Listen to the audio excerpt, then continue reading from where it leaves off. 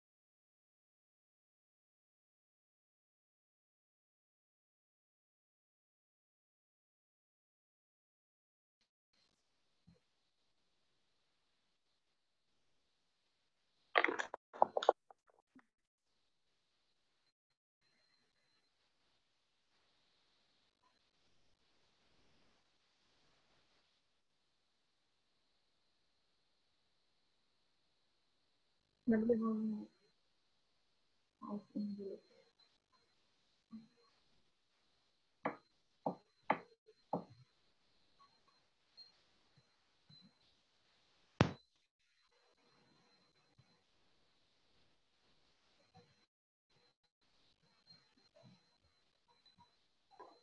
Ya, baik.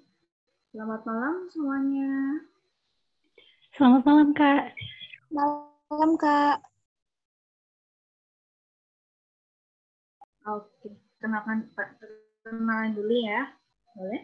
Sebentar. Oke. Nama kakak Adelia Sani. Kakak dari jurusan Sosiologi. Sekarang menempuh semester 4. Tapi tahun 2019 aku kuliah. Dan kakak alumni SK Negeri Ijo Tegak. Jadi malam minggu, kita akan membahas soal UTBK Sosiologi. Ada yang udah ngerjain?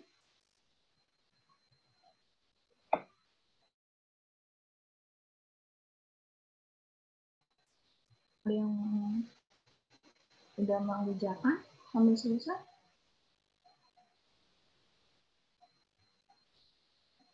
Oke, kita langsung ke nomor 1 aja ya. Baik. Nah, di nomor 1 ini, oke. Nomor 1 ya, saat pergi berkemah, tim pramuka pertama menjatuhkan sesuatu benda sebagai tanda untuk diikuti oleh tim pramuka kedua. Berdasarkan perspektif sosiologi, A. Struktural fungsional, B. Pertukaran, C. Konflik, D. Perkembangan, E. Interaksionisme simbolik. Menurut teman-teman, apa jawabannya?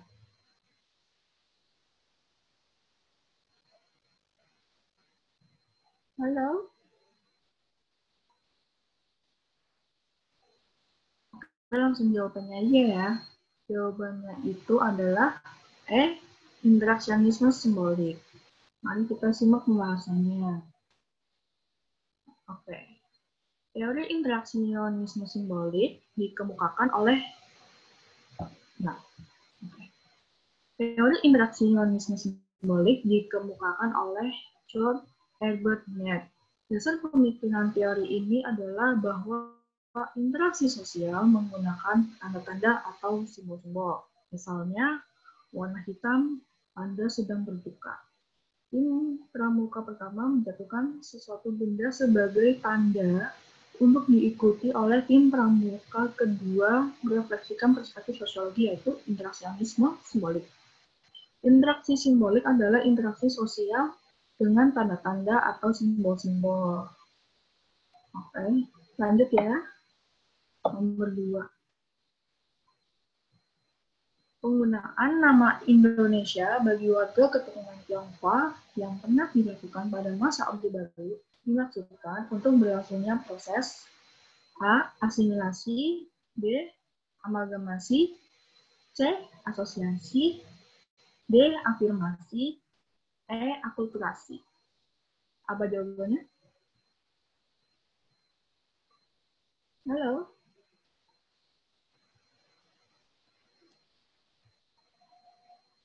Kita langsung jawabannya aja ya. Jawabannya itu adalah asimilasi. Nah, penggunaan nama Indonesia bagi etnis Tionghoa pada masa Orde Baru merupakan sebuah kebijakan untuk berlangsungnya proses asimilasi. Asimilasi merupakan bentuk peleburan kebudayaan berbeda menjadi satu kebudayaan tunggal milik bersama, sehingga sifat atau khas dari unsur kebudayaan beberapa golongan itu akan berubah menjadi unsur kebudayaan campuran. Bedanya sama akulturasi, kalau akulturasi itu masih terdapat budaya aslinya atau budaya lamanya. Sedangkan untuk asimilasi sudah melebur budaya lamanya sehingga menimbulkan budaya yang baru. Oke, next. Nomor 3 ya.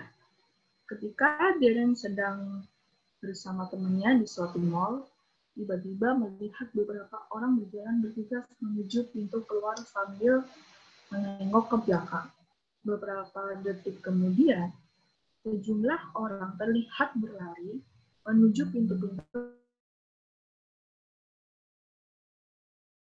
keluar. Api! Seketika, ia dan kawan-kawannya ikut berlari sambil berteriak, ada kebakaran. Nah, di dalam teori kerumunan sosiologis, ilustrasi di atas memperlihatkan telah terjadinya A. Kebakaran, B. Kepanikan, C. Penularan, D. Kerumunan, E. Kerusuhan. Kira-kira apa jawabannya?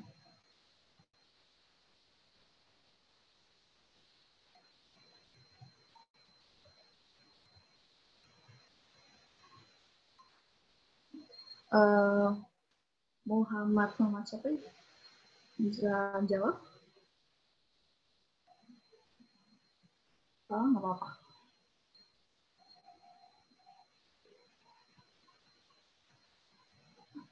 Apakah suara saya didengar? Terdengar, Kak. Oh, dengar. Oke. Kepanik. Kira-kira apa jawabannya?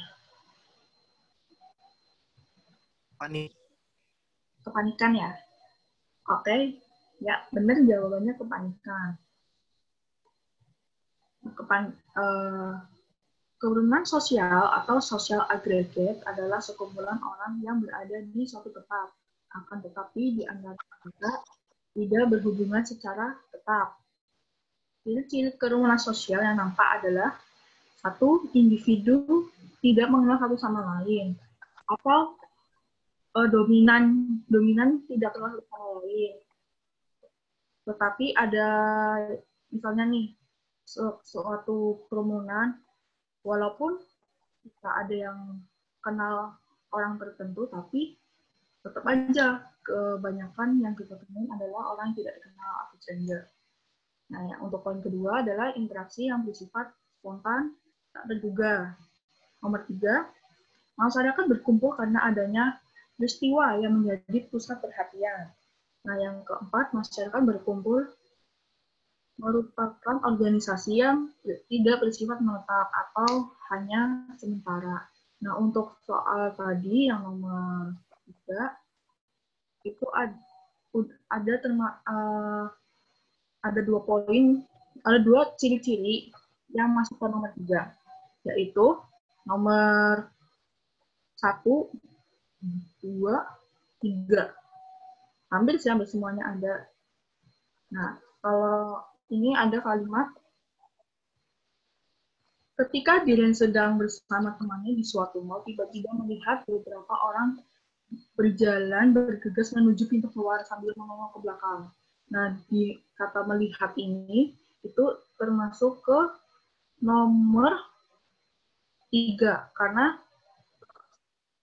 masyarakat berkumpul karena adanya peristiwa yang menjadi pusat perhatian. Nah, pusat perhatian di sini adalah peristiwa kebakaran. Nah, terus di ini kalimat ini, seketika ia dan kawan-kawannya ikut berlari sambil berteriak, ada kebakaran. Oh, kalimat sebelumnya nih, ada Bila mendengar ada yang berteriak api-api. Terus seketika ia dan kawan-kawannya ikut berlari sambil berteriak, ada kebakaran. Nah, kalimat tersebut ikutnya ada di nomor 2, karena interaksi tersebut bersifat spontan, tak terduga, atau dadakan. Dan nomor 1, individu tidak mengenal satu sama lain. Nah, itu antara diri dan teman-temannya, antara diri dan teman-temannya sama orang lain yang sedang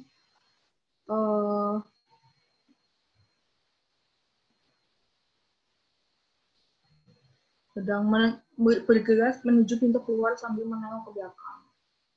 Oke. Lanjut ya, nomor 4. Stratifikasi sosial dalam era industri menjadi lebih kompleks dan hierarkis yang disebabkan oleh pembagian A. etnis, B. pekerjaan, C. agama, D. industri, E. ideologi? Jawabannya adalah B.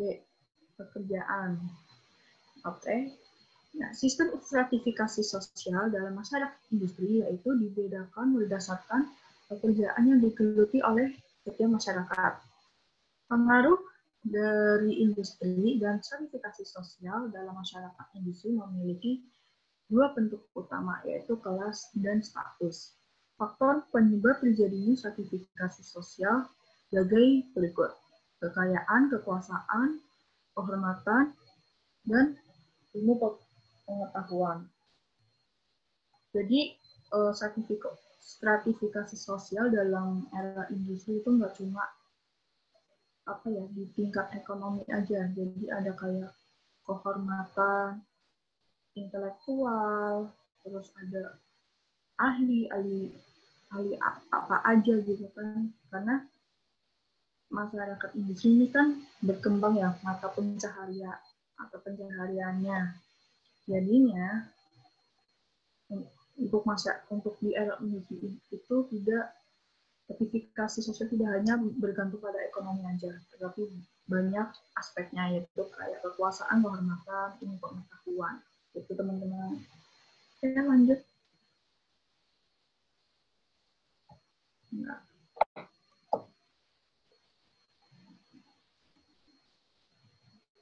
Oke, nomor 5. Ketika pernikahan campuran terjadi antara etnis Tionghoa dan Jawa, ada satu ritual yang tidak bisa dilaksanakan bersama. Hal tersebut disebabkan A. Terdapat rasa tidak suka antar masyarakat. B. Adanya perbedaan kepentingan di antara dua kelompok. C. Adanya perbedaan nilai budaya di antara mereka. D. Adanya perbedaan kelas sosial. Dan E. Adanya anggapan bahwa kebudayaan lebih unggul dari lebih maaf. Jawabannya adalah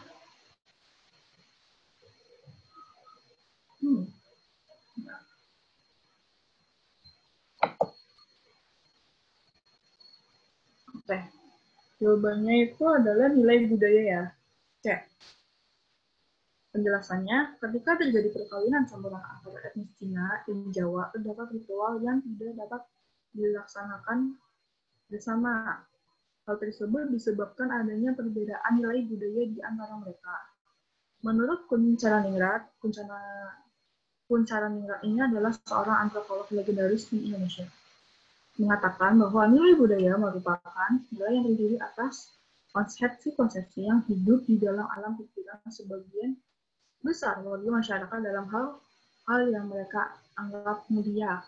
Salah satu ciri dari nilai budaya adalah adanya anggapan bahwa nilai budaya sendiri memiliki kelebihan jika dibandingkan dengan nilai kebudayaan.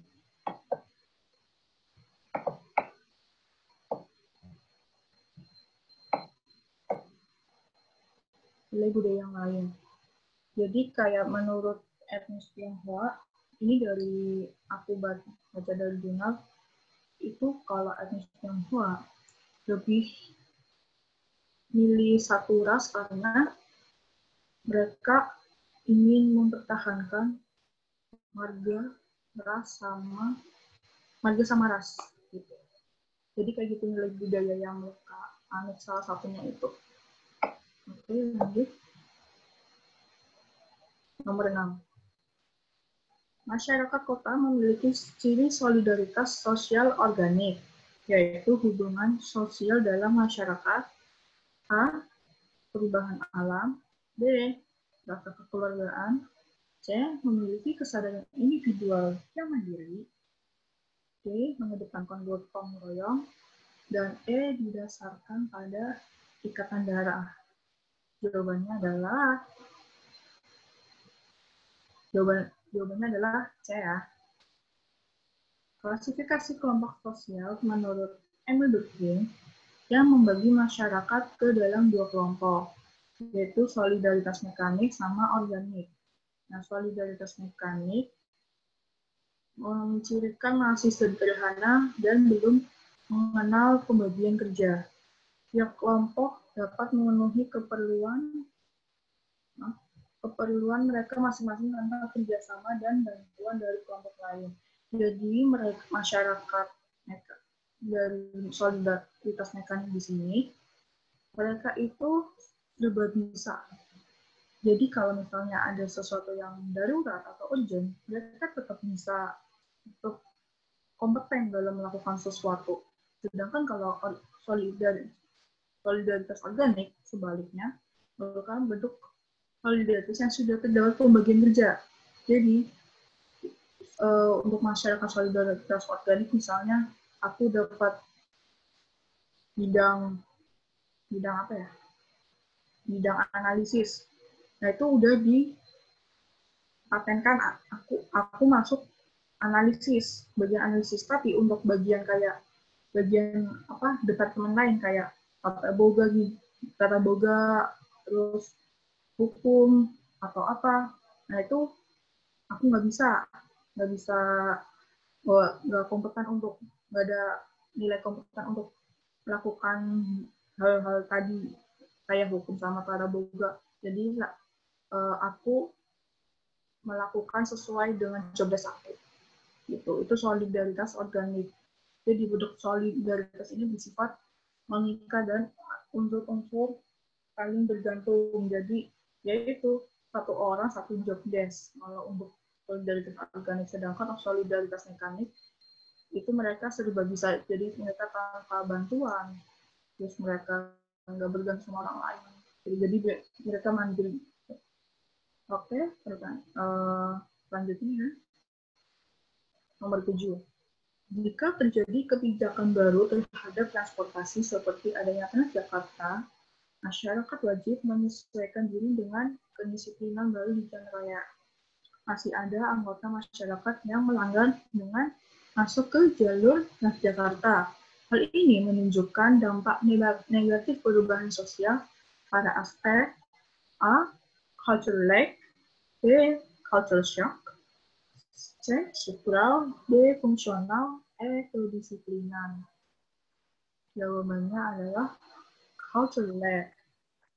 Okay. Cultural lag adalah suatu budaya yang membutuhkan waktu lama agar bisa menyesuaikan diri dengan teknologi, agar tidak ketinggalan kemajuan teknologi. Dan hal ini ternyata bisa menyebabkan masalah sosial. Jadi bedanya cultural lag sama culture shock itu, kalau culture shock itu tidak menyesuaikan dirinya itu kepada lingkungan yang udah ada, tapi kita asing gitu loh lihatnya. Kayak kita ke Bali nih, nah itu kan beda banget sama yang di Tegal. Jadi apa ya, ada kayak culture shock, ada tempat ibadah, banyaknya tempat ibadah, tempel-tempel. Terus contoh lain kayak mahasiswa baru ke kampus, ke kuliahan tuh semester pertama, itu kan mengalami culture shock. Nah, culture shock ini tidak ada hubungannya dengan teknologi, melainkan budayanya. Nah, menyesuaikan diri sama budayanya. Kalau culture lag itu lebih ke teknologi. Gitu.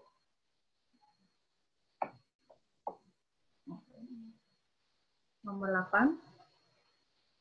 Kemiskinan menimbulkan kesulitan hidup seperti persoalan kecemburuan antar kelas bawah dan kelas atas.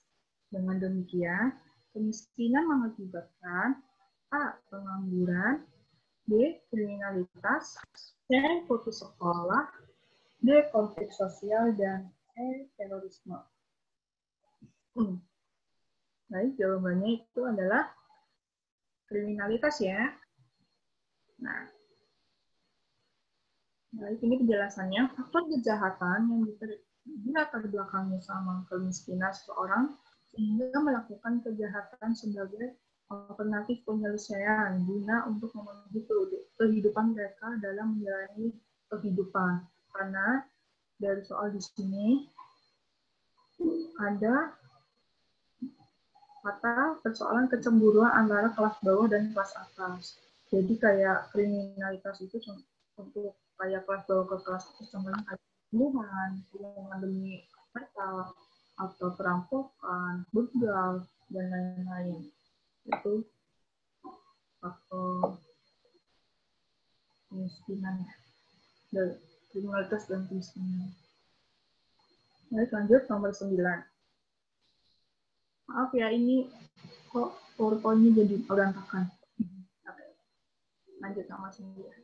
Dalam kenyataannya, integrasi sosial sulit diwujudkan. Hal ini terjadi karena adanya faktor penghambat berupa A. Perasaan bahwa kebudayaannya lebih unggul daripada yang lain. B. Kebudayaan masyarakat bersifat terbuka terhadap siapapun. C. Sikap masyarakat yang permisif. Dan terus D. Golongan penguasa memperhatikan semua golongan yang ada. Dan terakhir E. Antar pribadi terjalin hubungan yang harmonis sejati. Oke, jawabannya kelihatan banget penghambat, faktor penghambat yaitu adalah A. Perasaan bahwa kebudayaannya lebih unggul daripada yang lain. Nah, untuk statement ini itu ikutnya ke dalam istilah etnosentris, teman-teman.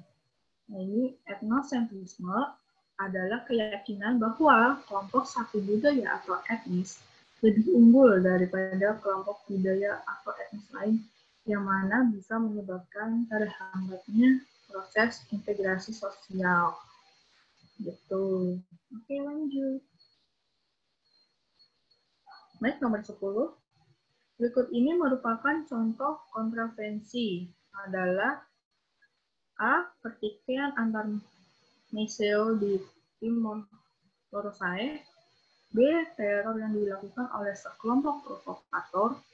C. Persaingan merebutkan kejuaraan basket. D. Perdebatan antar warga untuk mempertahankan prinsip. Dan E. Perasaan takut menghadapi lawan yang tangguh. Nah, jawaban di sini adalah E. Bahasanya, kontravensi sosial adalah proses sosial yang ditandai dengan adanya sikap atau perasaan tidak suka yang disembunyikan. Tetapi hal tersebut tidak menimbulkan konflik. Jadi, yang masuk kontravensi adalah perasaan takut menghadapi lawan yang tangguh. Jadi, ada kayak rival atau lawan gitu yang kita tidak suka, tapi ternyata lawan itu lebih sangar daripada kita atau lebih unggul daripada kita. Jadi kita ada rasa kontravensi sosial atau takut menghadapi lawan yang tangguh. Gitu. Okay. Ya, ini nomor 11. Berikut yang bukan faktor pendorong integrasi nasional adalah A. Suku bangsa yang beragam. B. Menghindari terjadinya diskriminasi. C. Identitas nasional yang kuat. D. Kebudayaan nasional. Dan E. Bahasa nasional. Nah, ini integrasi nasional ya. Kelihatan ya, jawabannya itu adalah A. Suku bangsa yang beragam. Nah, di sini ada penjelasan. Faktor-faktor yang mendorong integritas nasional. 1. Identitas nasional yang kuat. Yang kedua, kebudayaan nasional. Ketiga, bahasa nasional. 4. Sikap ramah tamah dan gotong royong. Terus, selanjutnya, sikap toleransi dan empati di berbagai kelompok sosial. Terus, menghindari upaya pemaksaan konsep mengenai nilai budaya kepada suku bangsa lain. Yang terakhir, menghindari terjadinya diskriminasi. Nah, karena suku bangsa yang beragam itu bukan integrasi nasional, karena kita highlight kata nasionalnya. Karena ini suku bangsa yang beragam, jadi Indonesia itu ciri khasnya itu beragam, makanya nggak bisa disatukan. Jadi yang bisa hanya ini yang ada di sini kayak identitas nasional, kebudayaan nasional, bahasa nasional, sikap toleransi, menghindari pemaksaan, menghindari diskriminasi, gitu. Oke, lanjut ya, teman-teman. Nomor 12. Bentuk penyimpangan sosial.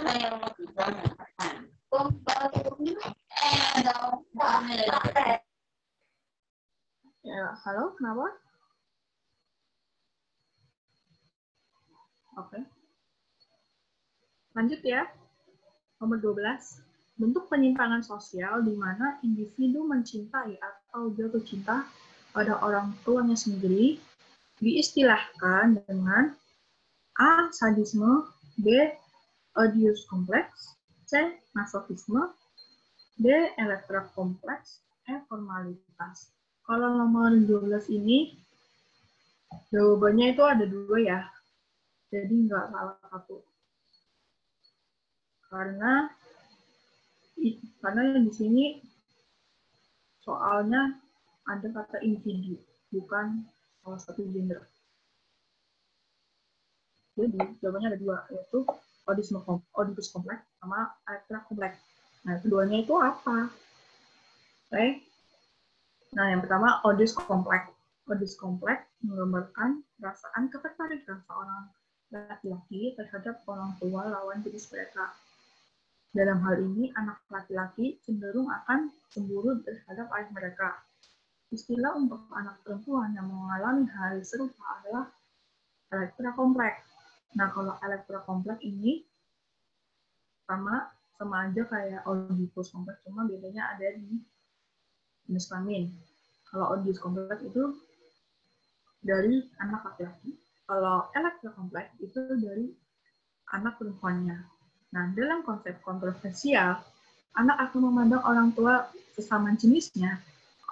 Berarti kalau Oedipus kompleks itu memandang bapaknya sebagai lawan. Kalau Elektra kompleks itu memandang ibunya sebagai lawannya untuk menarik perhatian lawan jenis. Orang tua lawan jenisnya. Oke. Lanjut ya.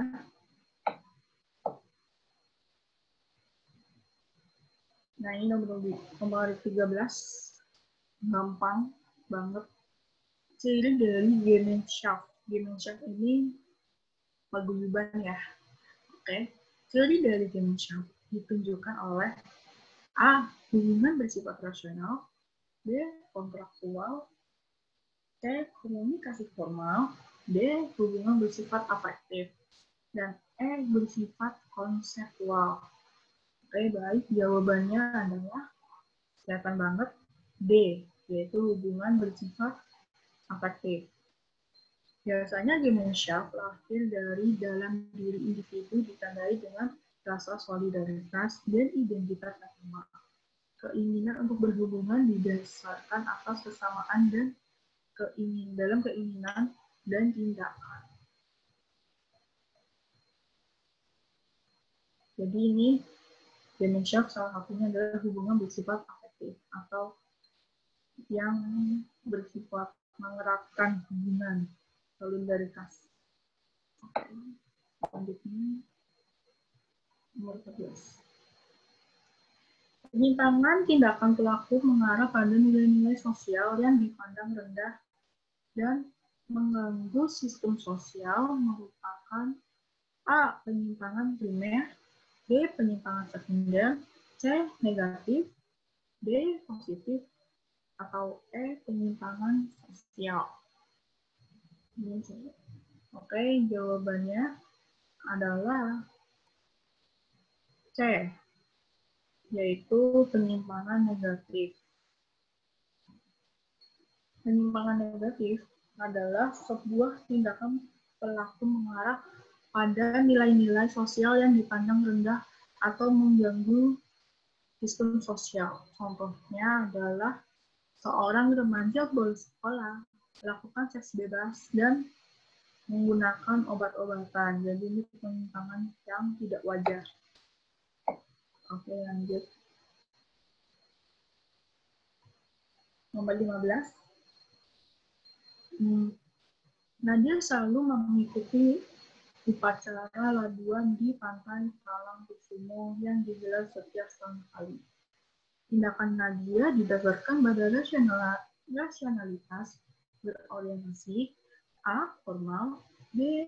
Instrumental, C. Nilai, D. Tradisional, dan E. Afeksi. Jawabannya di sini kita highlight kata-kata upacara di pantai, upacara labuan di pantai, yaitu jawabannya tradisional, yang D. Tindakan sosial tradisional adalah suatu tindakan sosial yang biasanya dilakukan atas dasar adat atau kebiasaan dalam kehidupan masyarakat. Jadi, apa yang dilakukan individu dalam tindakan ini atas dasar kepercayaan dan warisan orang-orang terdahulu tanpa lagi melakukan perimbangan pemikiran. Lanjut. Ini nomor 16. Cara pemberian suatu pandangan atau pengaruh oleh seseorang kepada orang lain dengan cara tertentu sehingga orang tersebut mengikuti pandangan atau pengaruh itu tanpa berpikir secara mendalam atau kritis dan rasional. Disebutnya A. Imitasi, B. Identifikasi, C. Sugesti, D. Motivasi, dan E. Ada simpati. Di sini cara memberi suatu pandangan, tapi kita langsung menerimanya tanpa berpikir secara kritis dan rasional, yaitu jawabannya sugesti C. Pengaruh yang diberikan oleh pihak lain, baik itu berupa pandangan, sikap, maupun perilaku, sehingga orang yang mendapat pengaruh tersebut akan mengikuti tanpa berpikir panjang. Jadi ini mirip-mirip sama doktrin.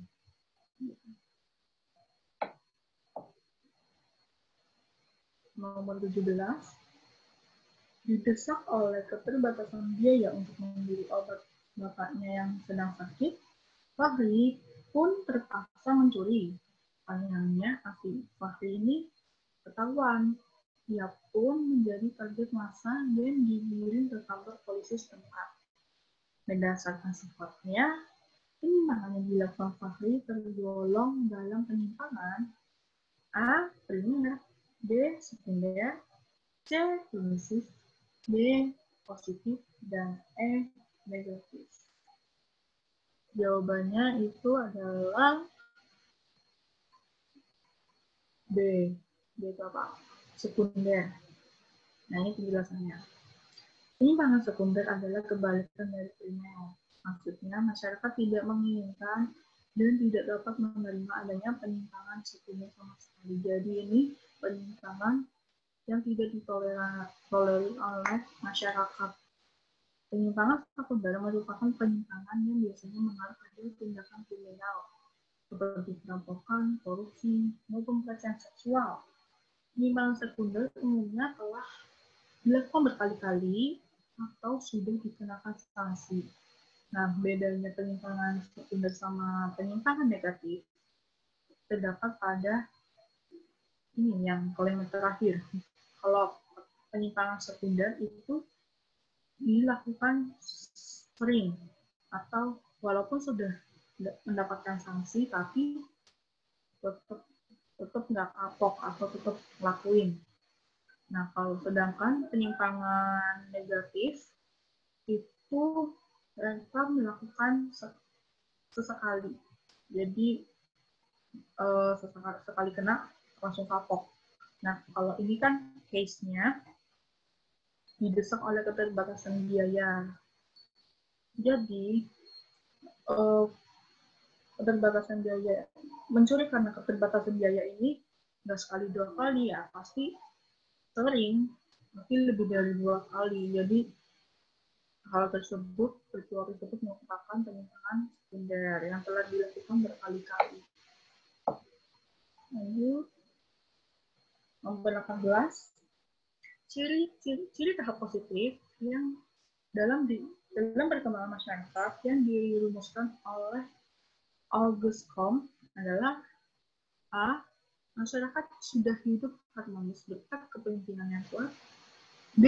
Ilmu pengetahuan menjadi rujukan utama masyarakat dalam beraktivitas sehari-hari. C. Aktivitas kehidupan sosial ekonomi masyarakat sudah makmur. D. Tata kehidupan masyarakat berjalan sesuai dengan prinsip-prinsip demokrasi. Dan E. Keamanan dan kesejahteraan masyarakat sudah terjamin. Nah, ini poinnya di August Comte. Nah, August Comte itu adalah tokoh yang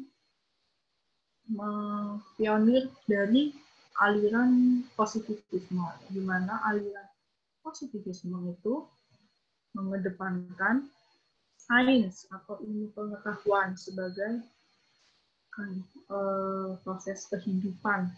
Dan aliran positivisme ini saking mengedepankan ilmu pengetahuan itu sampai menolak adanya teologi atau metafisika atau yang kita kenal sebagai keberadaan terhadap Tuhan.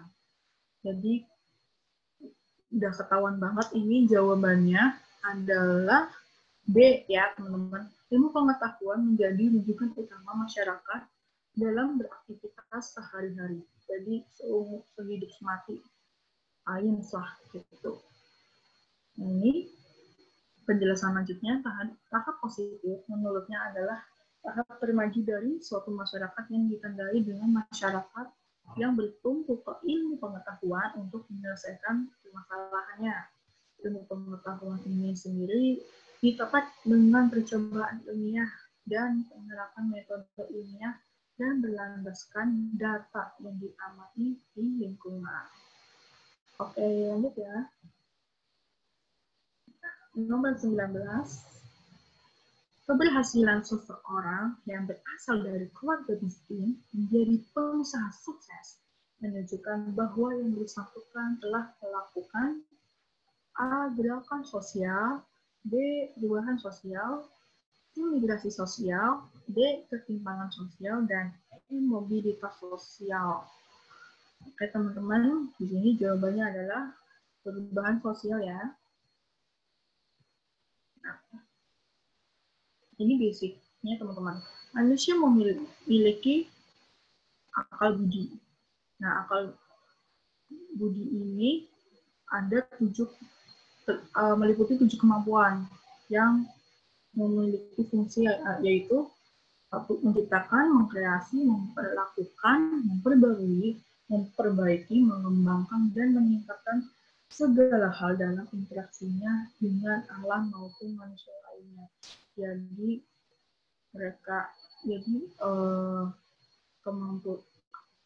kemampuan dalam akal budi ini tujuannya satu, yaitu berkembang.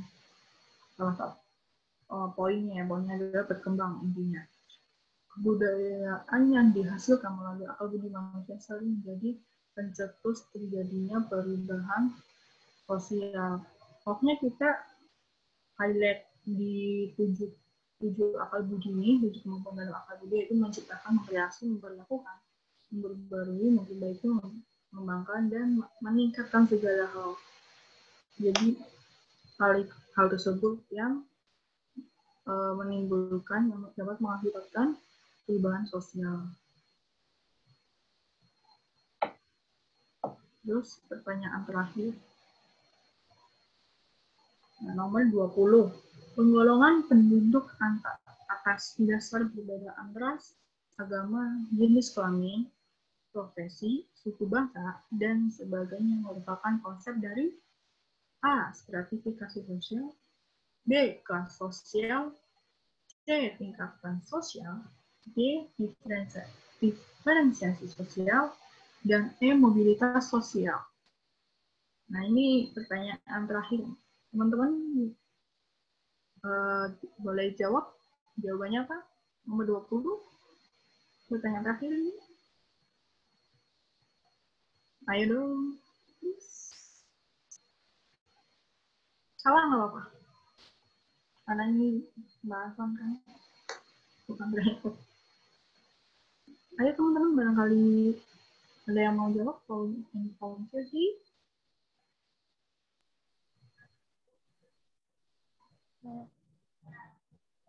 Ya, Alia. Diferensiasi sosial, Kak. Oke, makasih Alia. Oke, jawabannya benar banget. Diferensiasi sosial. Oke, Kak. Oke, sama-sama. Diferensiasi sosial adalah pengelompokan masyarakat secara horizontal berdasarkan ciri-ciri tertentu. Nah, horizontal kita gambarnya horizontal itu segini. Jadi itu merata ya, merata. Kalau vertikal tuh begini. Nah, begini. Jadi ada tingkatan bawah ke atas. Nah, sedangkan horizontal itu merata tanpa ada tingkatan satupun.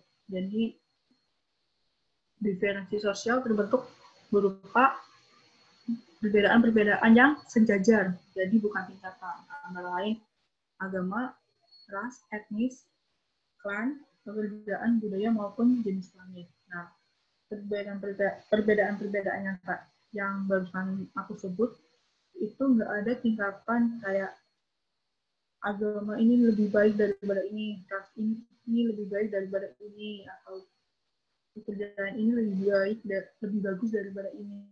Semuanya sama aja.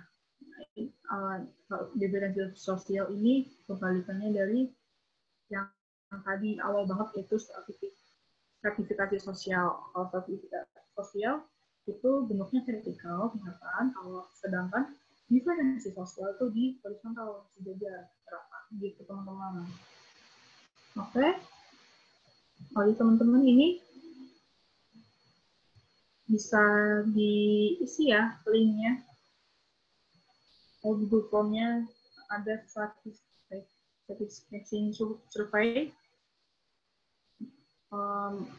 boleh diisi dulu atau sebelumnya ada pertanyaan mengenai soal-soal tadi.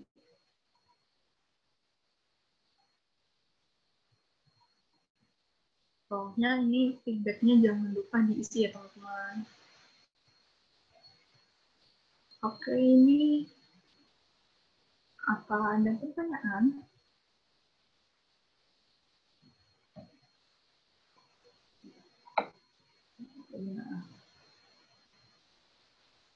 Ini maaf, ada yang ompong huruf T-nya. Nggak tahu ya kenapa aku upload ke Google jadi begini, jadi ompong. Oke, ini nggak ada pertanyaan.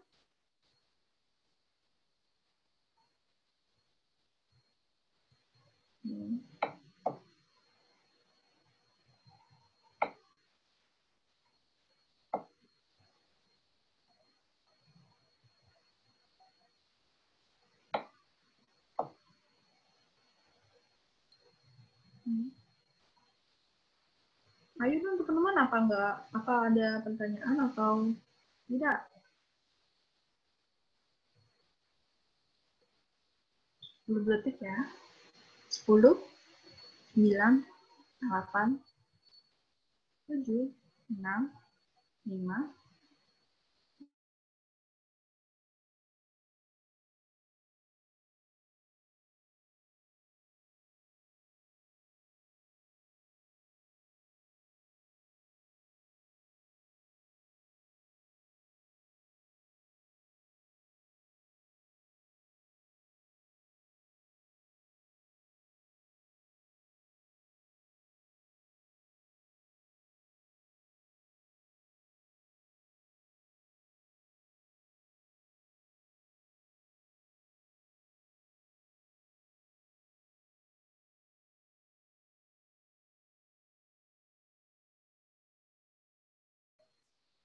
ya oke. Karena udah selesai.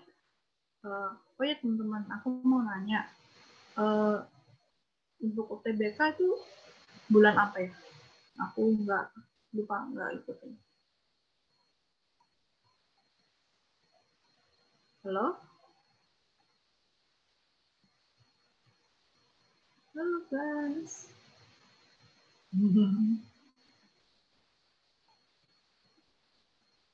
Oke, pesan kakak, semangat terus belajar, berbanyaklah latihan soal, kalian pasti bisa kok. Semua pasti bisa kok. Kalau udah ada niat, udah deh yakin pasti nemu deh solusinya di semua pertanyaan-pertanyaan yang menurut kalian. Kalau tidak salah bulan April akhir Kak. Oh benar lagi ya. Berarti mau puasa dong Kak, puasa. Iya kakak juga UTBK bulan puasa juga, tapi kakak bolos nggak puasa. Biar nggak terlalu pusing untuk mengerjakan ujian. Jadi kalau yang puasa lebih baik lagi sih kata aku. Karena aku orangnya nggak kuat secara fisik, jadi nggak puasa di selama UTBK. Jadi semangat terus, jangan mundur ya. Ini bentar lagi udah April, udah mau pertengahan Maret. Jadi see you guys. Makasih. Mohon maaf apabila ada kekurangan, kesalahan. Mohon maaf ya teman-teman. Okay. Assalamualaikum teman-teman. See you. Waalaikumsalam warahmatullahi wabarakatuh. Terima kasih banyak, Kak. Sama-sama.